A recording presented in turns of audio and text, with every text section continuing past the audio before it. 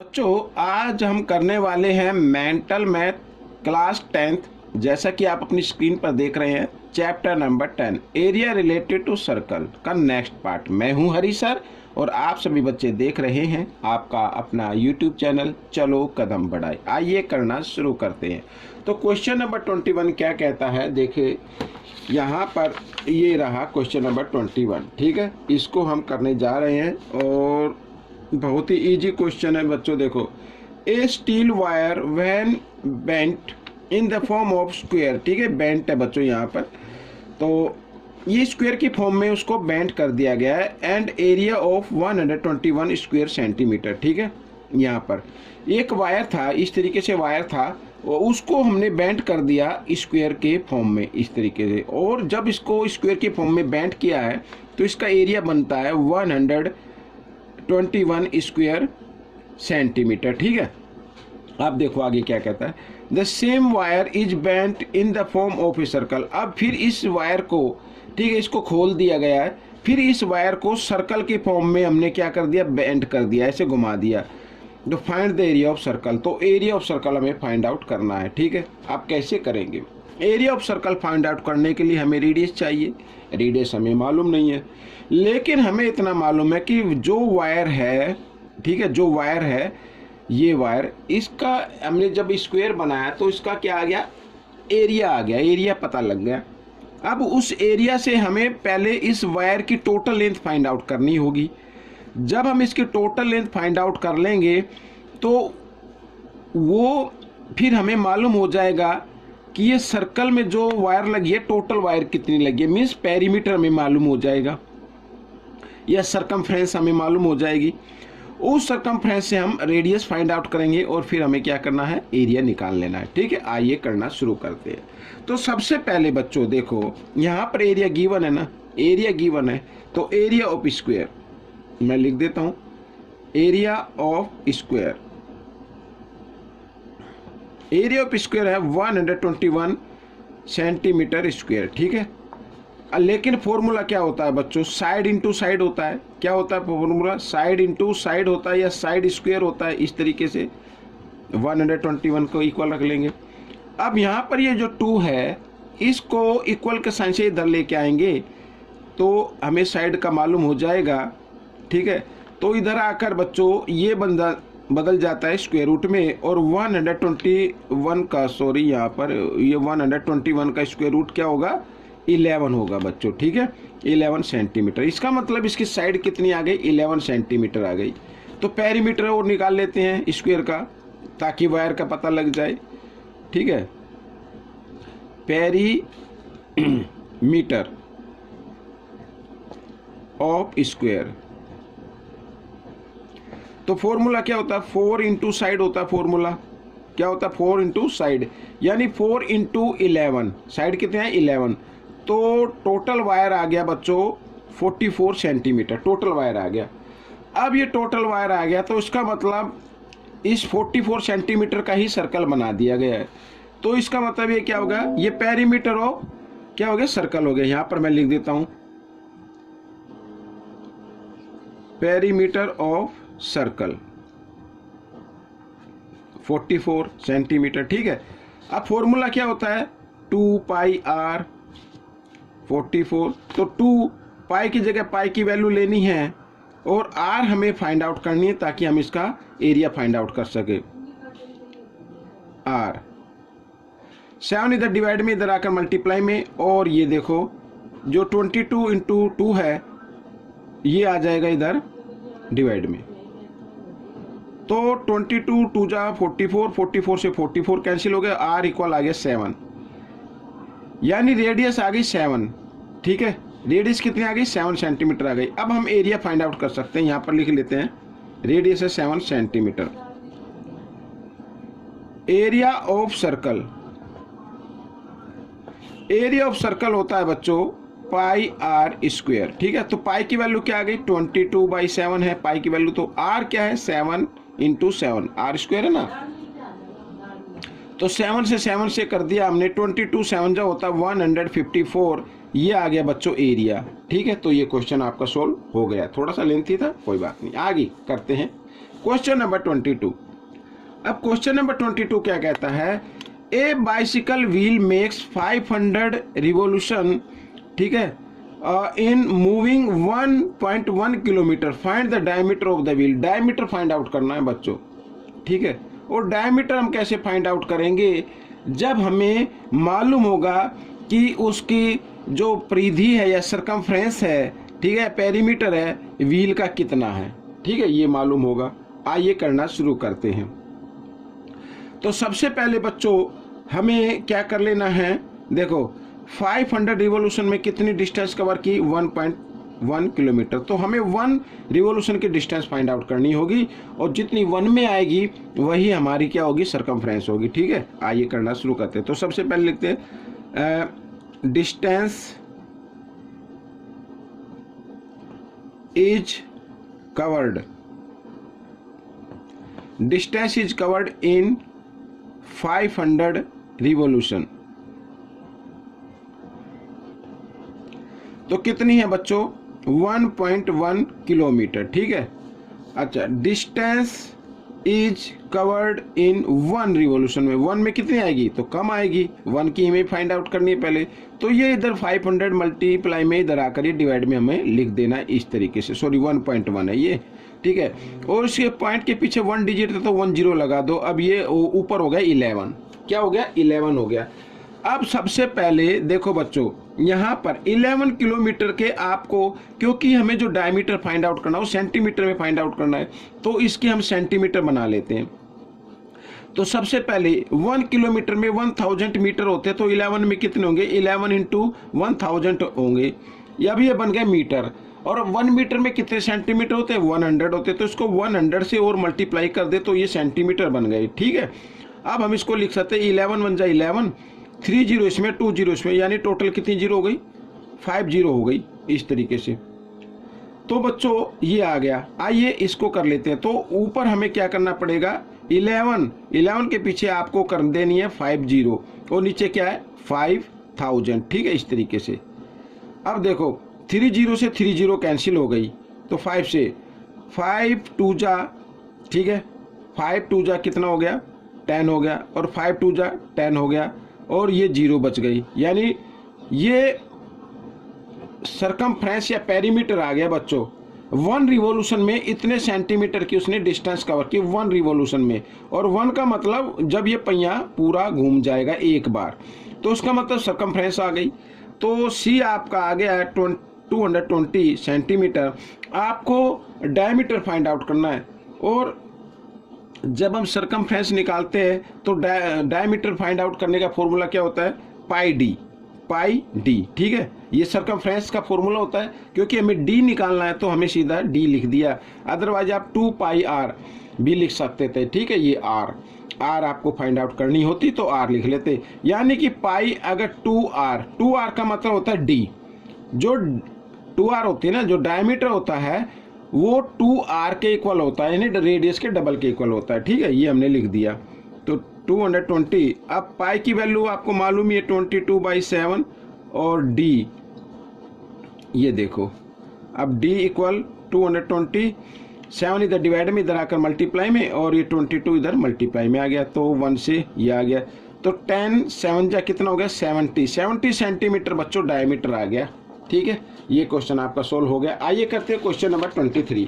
तो question number 23 ये रहा आपके सामने, ठीक है। अब क्या कहता है क्वेश्चन, है तो इजी। देखो गिवन फिगर है यहाँ पर, ABCD as trapezium in which AB parallel DC, ये दोनों पैरेलल हैं। AB equal 18 centimetre, DC equal 32, and distance between AB and DC is 14 centimetre. If area of length of equal radius 7 centimetre have been, ठीक है ना, यहाँ पर sorry ये arc है, इफ आर्क, ठीक है, एरिया नहीं है, आर्क है ये। If arc of length of equal radius 7 centimetre have been drawn with centre ABCD, इनको सेंटर मानते हुए हमें 7 ये जो रेडियस है 7 सेंटीमीटर, इस तरीके से ये सेक्टर बन गया और इसको निकाल लिया गया है, ठीक है ना। तो हमें फाइंड करना है एरिया ऑफ शेडेड रीजन्स। जो पर ये ग्रीन ग्रीन पार्ट दिखाई दे रहा है ना, इसका हमें एरिया फाइंड आउट करना है। आइए करना शुरू करते हैं। तो सबसे पहले कैसे करेंगे, अगर आप ट्रेपीजियम के एरिया में से माइनस कर दे एरिया ऑफ 4 सेक्टर तो आपका शेडेड रीजन का आ जाएगा। ठीक है, आइए इकट्ठा लिख लेते हैं। एरिया ऑफ शेडेड रीजन,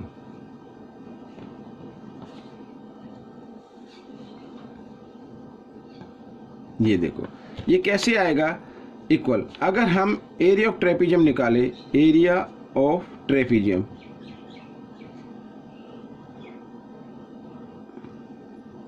इसमें से माइनस कर दे एरिया ऑफ 4 सेक्टर्स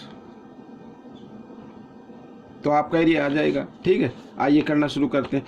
तो एरिया ऑफ ट्रेपीजियम का फॉर्मूला क्या होता है, 1/2h ये, और plus a plus B. a plus B का मतलब सम ऑफ पैरेलल साइड। ठीक है, इसमें से माइनस करना है एरिया ऑफ 4 सेक्टर।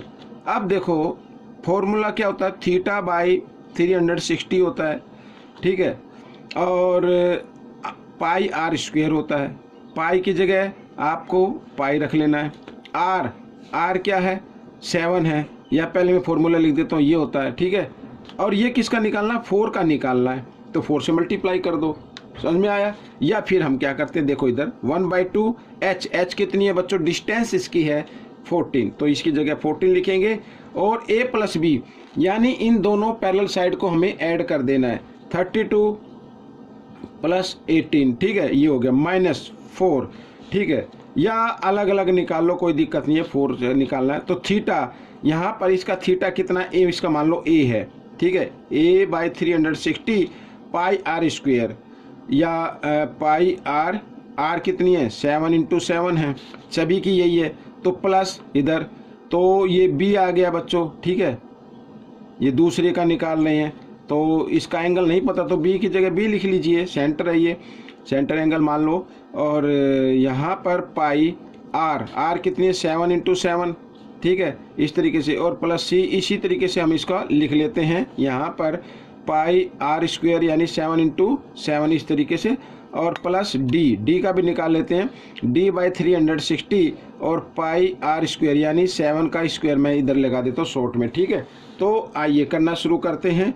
अब देखो 2 से ये 2 कैंसिल, 7 14 को कैंसिल कर दीजिए, यहाँ पर कितना आ जाएगा, 7 आ जाएगा।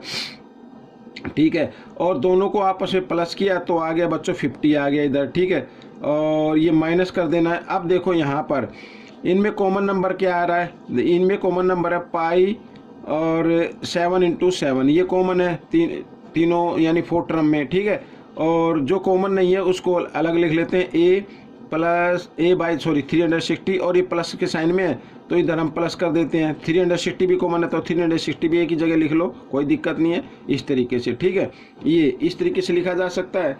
अब बच्चों मैं इसको ना अलग पेज पर मैं आपको बताऊंगा। ठीक है ना, इस पर, तो इस पर बता देता हूँ क्योंकि नीचे जगह कम है। अब देखो तो बच्चों 7 5 जा कितना होता है, 35, और इधर 0 लिखी हुई है। ठीक है, और यहाँ पर बच्चों अगर आप चाहे तो पाई की जगह पाई की वैल्यू लिख लीजिए इधर, इस तरीके से अभी लिख लो। तो और ये 7 × 7 यानी इस तरीके से आप कर सकते हैं। तो यहाँ पर 7 से ये 7 कैंसिल हो गया, और इधर ये ब्रैकेट में। ठीक है, ABCD। अब ABCD अगर आप देखो इधर, ये एक क्वाड्रिलेटरल के एंगल हो गए ABCD, और sum of quadrilateral, sum of angles of quadrilateral कितना होता है भाई, क्वाड्रिलेटर के एंगल ही है ना ABCD, और हम सभी जानते हैं sum of angles of quadrilateral is equal to 360। तो इसकी जगह 360 आपको लिख लेना है, A + B + CD की जगह। ठीक है, इस तरीके से। तो ये 360 से 360 कैंसिल हो गया, तो यहाँ पर 1 आ गया। अब देखो तो 350 माइनस, और हमें इसको कर देना है मल्टीप्लाई। ठीक है, तो अब आ जाएगा 154 आ जाएगा बच्चों यहाँ पर, और 154 आ गया। तो आइए इसको माइनस कर देते हैं, 10 में से 4 माइनस करेंगे 6 आ गया। ठीक है, और इधर हम ले लेते हैं 4 में से 5 माइनस नहीं होंगे तो यहाँ से बोरो लेंगे। 14 में से 5 माइनस करेंगे, आ जाएगा कितना, 9 आ जाएगा। यहाँ पे रह गया 2 में से 1 माइनस किया, 1 आ गया, और ये आ गया बच्चों सेंटीमीटर स्क्वायर। तो ये आपका आंसर बन गया। ठीक है, इस तरीके से क्वेश्चन सोल्व हो गया। आइए करते हैं अब क्वेश्चन नंबर 24। ये रहा आपके सामने। अब क्वेश्चन नंबर 24 में भी आपको क्या करना है देखो, OACB is a quadrant of a circle with centre O, ठीक है, एंड रेडियस 14 सेंटीमीटर। रेडियस कितनी है, 14 सेंटीमीटर है बच्चों यहाँ पर। तो और OD है 8 सेंटीमीटर, यानी ये रेडियस हो गई 14 सेंटीमीटर। ठीक है, then find the area of shaded region. Shaded region का एरिया फाइंड आउट करना, पाई की वैल्यू 22/7 लेनी है। तो कैसे करेंगे, तो एरिया ऑफ सेक्टर में से एरिया ऑफ ट्रायंगल अगर माइनस कर दे तो शेडेड रीजन का आ जाएगा। यहां पर मैं लिख लेता हूं, एरिया ऑफ शेडेड रीजन। ठीक है, एरिया ऑफ शेडेड रीजन कैसे, अगर एरिया ऑफ सेक्टर में से एरिया ऑफ सेक्टर माइनस करना है area of shaded, area of triangle. ठीक है, एरिया ऑफ ट्रायंगल, इस तरीके से। तो एरिया ऑफ सेक्टर क्या होता है बच्चों, θ/360 होता है, फॉर्मूला तो यही होता है, और पाई r स्क्वायर। ठीक है, माइनस करना एरिया ऑफ ट्रायंगल। ट्रायंगल का एरिया क्या होगा, क्योंकि राइट एंगल ट्रायंगल तो 1/2 बेस इंटू हाइट, ये होता है। तो थीटा क्या है, क्योंकि 90 डिग्री राइट एंगल ट्रायंगल तो 90 लिख देंगे इधर, 90/360, और पाई की जगह पाई 22/7 लिखना है। आर कितनी है, 14 है, तो 14 इंटू 40 लिख दिया हमने, माइनस 1/2, और बेस क्या है, बेस बच्चों 8 है, यहाँ पर ये गिवन है 8, और हाइट है इसकी 14 है। ठीक है, इस तरीके से। आइए, तो ये 1 पे कट गया, ये 4 पे आ गया, 7 से 7 2 जा 14 हो गया। ठीक है, 2 से 2 जा 4, और 2 से फिर ये 11 पे हो गया। ठीक है, इधर भी कट रहा है, 2 1 जा 2, 2 4 जा 8, इस तरीके से। तो 11 को 44 से मल्टीप्लाई करेंगे, 11 4 जा 44, कैरी 4, 11 1 जा 11, और 4 होता है 154। ठीक है, और माइनस करना है 14 4 जा होता है बच्चों 56, तो 56 इसमें से माइनस कर देना है, तो 98 आपका आंसर आ जाएगा। ये आपका क्वेश्चन सोल्व हो गया। ठीक है, आइए करेंगे क्वेश्चन नंबर 25, जो कि यहाँ पर बहुत ही आसान है। ये रहा आपके सामने। ठीक है, इस तरीके से। यहाँ आपके उसमें फिगर कुछ इस तरीके से बनी हुई है, लेकिन थोड़ी जगह कम थी तो ये उल्टी बनानी मेरे को पड़ गई, इसलिए कोई चिंता ना करें, बस आपको वही करना है, एरिया ऑफ सेक्टर निकालना है। एरिया ऑफ सेक्टर में से एरिया ऑफ स्क्वायर माइनस कर देना है। अब बात आती है कि हम सर एरिया ऑफ स्क्वायर तो फाइंड आउट कर लेंगे, ठीक है, क्योंकि साइड हमें मालूम है, लेकिन सेक्टर की रेडियस हमें मालूम नहीं है। सेक्टर की रेडियस ये होगी बच्चों BO। ठीक है, अब BO यहाँ पर देखो, मैं आपको बताता हूँ, अगर ये स्क्वायर है, अगर ये 20 है, ये भी 20, क्योंकि स्क्वायर की सभी साइड इक्वल होती हैं, तो ये जो होता है, ये इधर ये डायगोनल मान लीजिए या हाइपोटेन्यूज मान लीजिए इस राइट एंगल ट्रायंगल में, तो इसकी लेंथ क्या होगी, तो इसकी लेंथ होगी बच्चों 20√2। ठीक है, सीधा लिख दीजिए। अगर मान लो यहाँ पर ये 7 है, ये 7 है, ये 7 है, 7 सेंटीमीटर साइड का एक स्क्वायर है, तो उसका अगर हमें ये हाइपोटेन्यूज फाइंड आउट करना पड़े तो उसका क्या होगा, 7√2 होगा। ठीक है, यानी एक साइड को लिखना है और √2 लिख देना है, वो आपका डायगोनल आ जाएगा सीधा सा। ठीक है, तो यही हमारी क्या होगी, रेडियस होगी। अब बच्चों एरिया ऑफ सेक्टर निकाल लेते हैं पहले, एरिया ऑफ सेक्टर। ठीक है, एरिया ऑफ सेक्टर निकाल लेते हैं। एरिया ऑफ सेक्टर का फॉर्मूला क्या होता है, थीटा बाई, अब थीटा क्या है, 90 डिग्री है। ठीक है, θ/360 पाई r स्क्वायर, पाई की वैल्यू 22/7, और r क्या है, ये है रेडियस। तो इसको 20 इंटू √2 और 20√2 इस तरीके से हम इसको लिख सकते हैं। ठीक है, ये आ गया। इसका अगर हम निकालते हैं तो 1/4 आ जाएगा इधर, और यहाँ पर देखो, हाँ 2 से 2 जा 4, और ये 11 पे कैंसिल हो गया, और √2 को √2 से मल्टीप्लाई करते तो 2 आ जाता है, और 2 से 2 कैंसिल हो जाएगा। ठीक है, तो यहाँ पर क्या आ गया बच्चों, 11 इंटू 20 को 20 से मल्टीप्लाई करेंगे 400, और बाई 7 आ गया। अब इसमें से माइनस कर देना है, क्या, इसमें से माइनस करना है एरिया ऑफ स्क्वायर। ठीक है, area of square. Area of square क्या होता है बच्चों, देखो एरिया ऑफ स्क्वायर होता है, फॉर्मूला क्या होता है, side into side, side into side, side क्या है 20, और 20 इंटू 20, ठीक है, एरिया ऑफ शेडेड रीजन आ जाएगा। यहां पर मैं लिख लेता हूं, एरिया ऑफ शेडेड रीजन, इस तरीके से, ठीक है। 11 इंटू 400/7 और यहाँ पर आ गया 400, ठीक है, इसके नीचे आप 1 मान लीजिए। 7 और 1 का एलसीएम ले लीजिए, 7 आ गया, ठीक है, साथ ही क्रॉस मल्टीप्लाई कर दीजिए, 11 4 जा 44, मैं इसको लिख लेता हूँ इस तरीके से, और क्रॉस 7 को 4 से मल्टीप्लाई करेंगे 28, और इसके पीछे 20 लगा दी। आइए इसको माइनस कर लेते हैं, तो 20 तो आ जाएंगी। अब 4 में से 8 माइनस ही होंगे, यहाँ से बोरो लेंगे, 14 में से 8 माइनस करेंगे 6 आ जाएगा, और यहाँ पर बच्चों क्या बचा, 3 बचा, 3 में से 2 माइनस किया तो 1 आ गया, और ये 1600/7, और ये एरिया आपका आ गया शेडेड रीजन का, ठीक है। चाहे तो आप इसको डिवाइड करके भी लिख सकते हैं, ठीक है, या तो यहीं तक लिख दीजिए, या फिर इसको 1600 को 7 से डिवाइड कर ले, तो कंप्लीट तो डिवाइड नहीं होगा, देखते हैं कहाँ तक होता है।